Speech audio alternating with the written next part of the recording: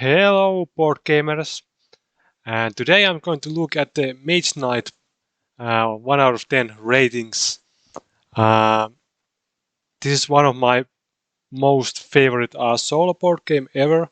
I would not suggest to play it with other people because it's too long and downtime is really heavy. But as a solo game, it is amazing. It is a classic, and I know many other people feel the same way. This game comes up in many top 10 videos and even on the rank 1 as the best game that people have ever played. It is truly a masterpiece in board game community.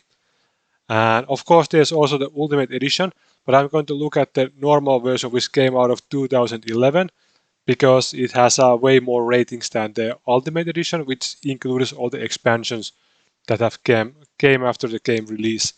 So let's have a look at the 1 out of 10 ratings.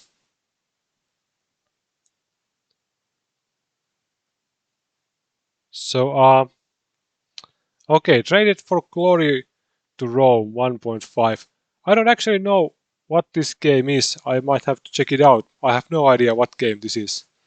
Just not fun for how complicated this is and how long it takes to build cards. Then you're done. There are way too many different items with different characteristics. Not sure what this means. Yeah, it's a complicated game, but once you have played few times, you know the rules. It's not that complicated. Yeah, it takes a long time to play, some time to set up. Hmm, how long it takes to build cards? Does this speak about setup time or I don't know? Uh, I don't understand. There are way too many different items. In my opinion, there should be more items. I don't know.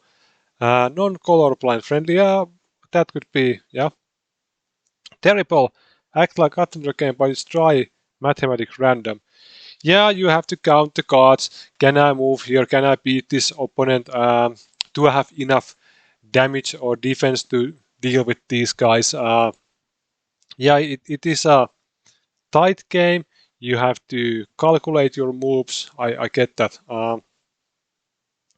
This game is only complexity for complexity's sake, full of counterintuitive rules that serve zero purpose.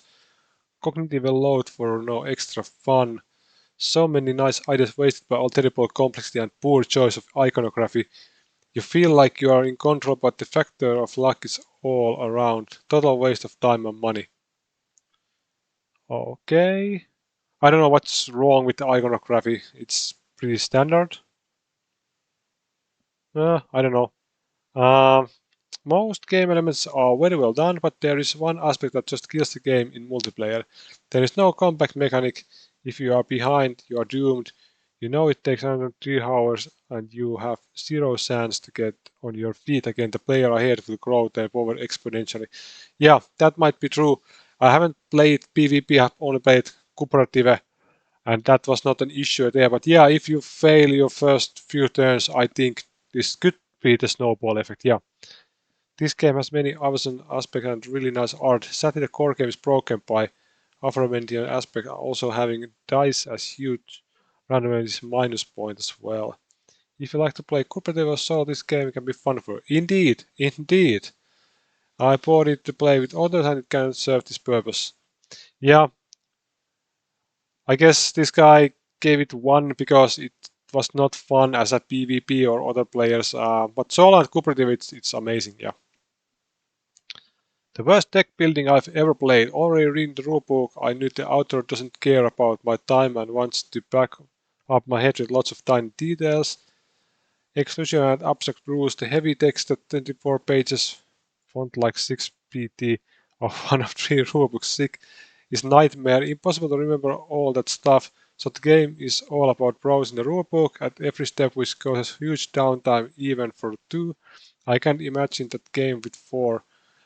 Go for Daniel Grave, which is about the same, moving, exploring, fighting, and developing the character, but it's hell simpler, easier, and better, give the same fun experience. Uh, I have looked at the Daniel Grave, but is that good? Can it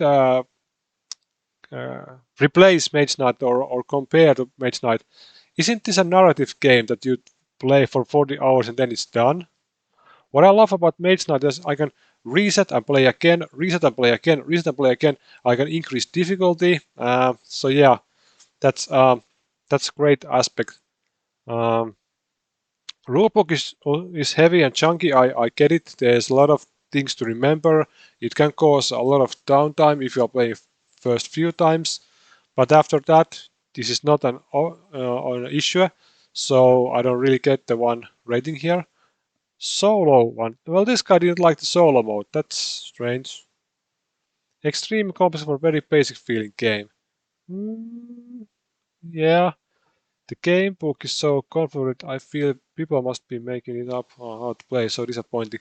The rulebook could be a better, I agree.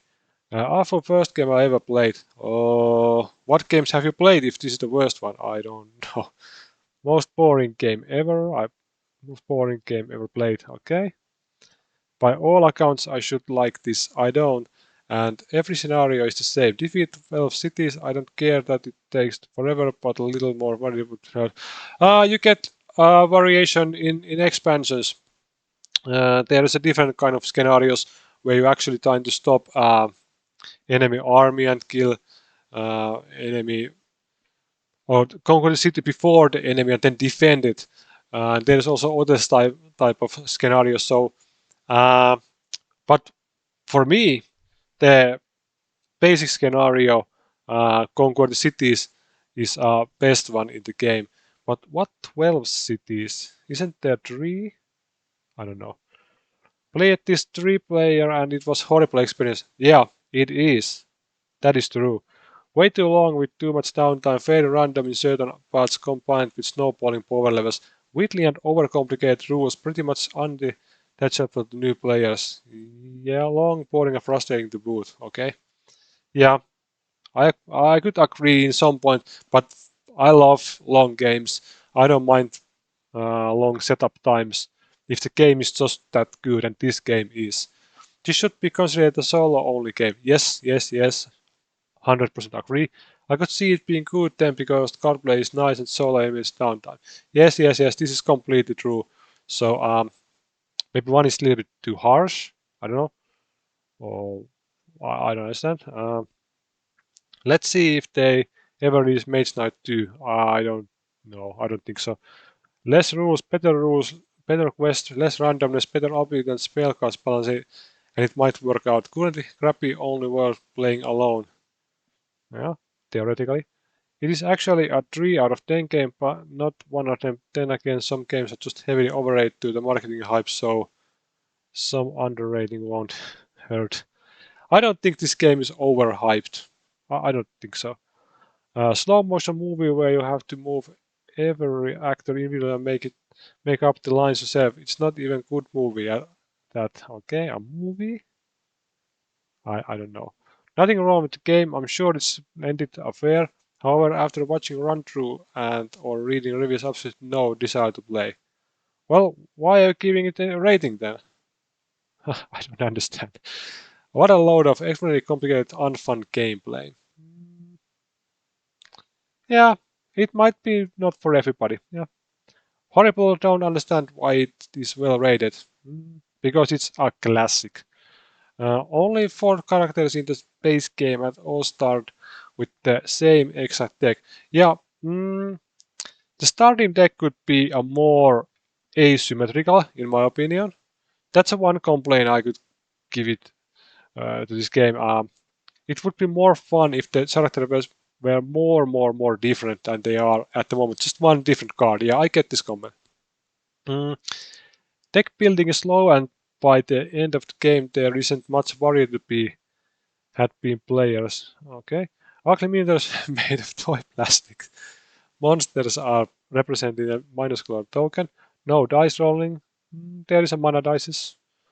Bought it because was the top ranked game, but for solo play, but simply hated it. Total waste of money for me. Damn. I think you can sell it easily. Yeah. Um, Too hard to wrap my head around. Felt too much like work than fun. Okay. Didn't fail it for me.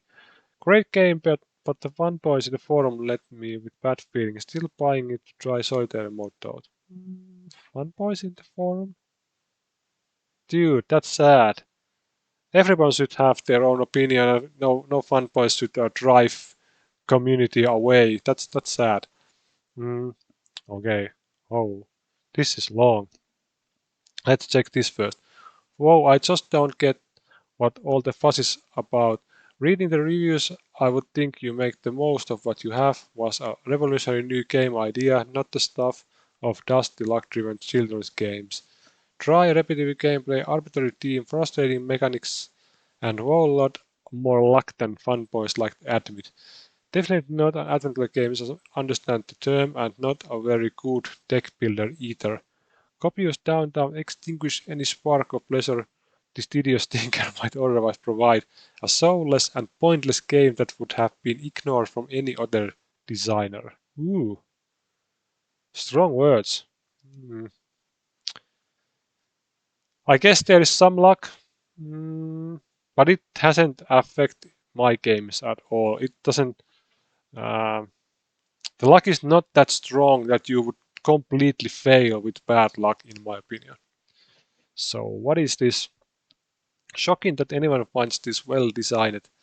Basically, I take a bunch of incomplete mechanics and shove them into a game and then shove more in. So much downtime you could play a couple of the games between turns.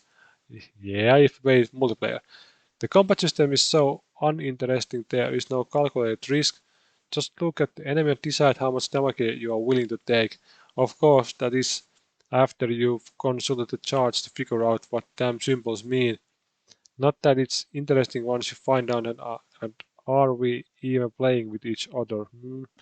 All interaction is collateral, like a bunch of people playing solitaire together. The worst part is the movement, and if it isn't annoying enough as it is not having a lot of movement options when it is night, it gets even worse. Note to adventure game designer, there is nothing interesting about moving, okay? There is so much pain and effort put into moving that you want to cry. Just let me move. Sure, I am great sorcerer warrior, but somehow I can fall through forest at night because I don't have the right movement cards. I have the power to assault the wizard tower, but fear not, minions of the dark. This stretch of all powerful hills in front of my prevents my getting there. Ouch. uh, I think that's a gimmick that you can move easily through desert in night, and at the daytime desert is harder to move, and vice versa with the forest. Uh, it doesn't affect the gameplay that much. It's just a small detail in the game, so I don't hate it. It's okay for me. So yeah, a lot of complaining about downtime, player interaction, luck, boring, dry mechanisms. Uh, Basically, what I thought, because this is, I think, mainly a solo masterpiece, it wasn't that fun with 3 players or 2 players that I have played. Uh, the downtime was issue for me. The game did last too long also. So definitely this is a solo game in my opinion, definitely. But yeah, there you have it. Mage Knight ratings 1 out of 10. Um, and all the comments that people have said about the game. But as you can see in the charts, the 1 out of 10 is the most rare that people have given this game. It has been mostly 8. And this is without the expansions. This is the base game just. So yeah, thanks for watching. See you next time. Bye.